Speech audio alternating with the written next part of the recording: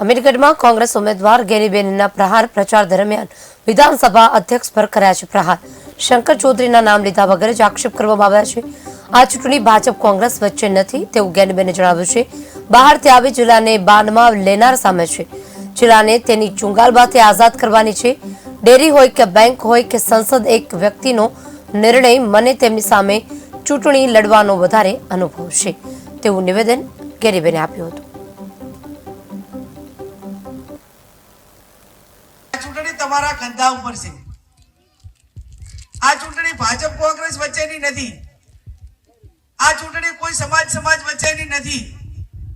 આ ચૂંટણી માત્ર ને માત્ર બળદેવજીએ કીધું એમ એક વ્યક્તિ જે બહારથી આવીને બનાસકાંઠાને બાનમાં લેવાનો પ્રયત્ન કર્યો છે એને આ બનાસકાંઠાને આઝાદ કરવા માટેની આ ચૂંટણી, આ લોકસભાની ચૂંટણી છે.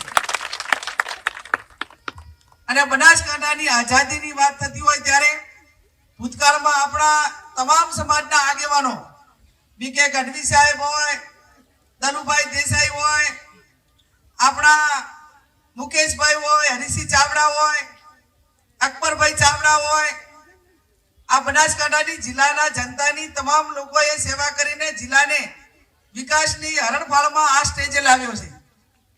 ત્યારે હવે કોઈ પણ સત્તાનું કેન્દ્ર એક ઠેકાણે હોય ત્યારે સ્વાભાવિક છે કે પ્રજાને એનો અન્યાય થાય. ડેરીનો નિર્ણય લેવાનો હોય તો એક ઠેકાણે, બેંકનો નિર્ણય લેવાનો હોય અને કઈ લોનની વાત હોય તો પણ એક ઠેકાણે, અને હવે સંસદે જો એક ઠેકાણે, અને એમાં પણ બહારથી આવેલા વ્યક્તિઓને પોતાના પણ ના હોય, એ માત્ર સત્તા ભોગવવા આવે એને કોઈ લોકો ઉપર કે આના ઉપર દિલથી લાગણી ના હોય.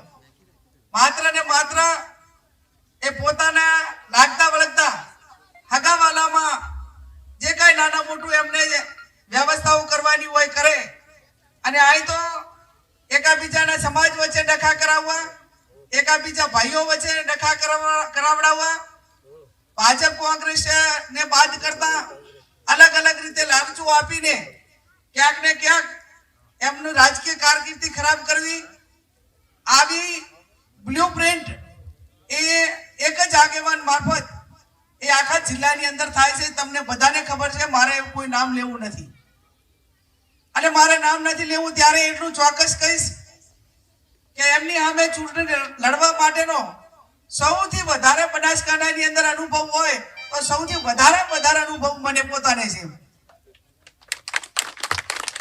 અને મને પોતાને અનુભવ હોવાના નાતે આપ સૌને હું ખાતરી આપું છું કે શાંતિમય વાતાવરણની અંદર આપણી ચૂંટણી થાય, લોકશાહી ઢબે થાય.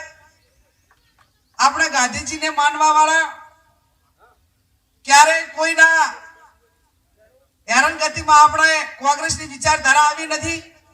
ત્યારે આપ 15મી તારીખે ફોર્મ ભરવાનું છે અને 7મી તારીખે મતદાન છે.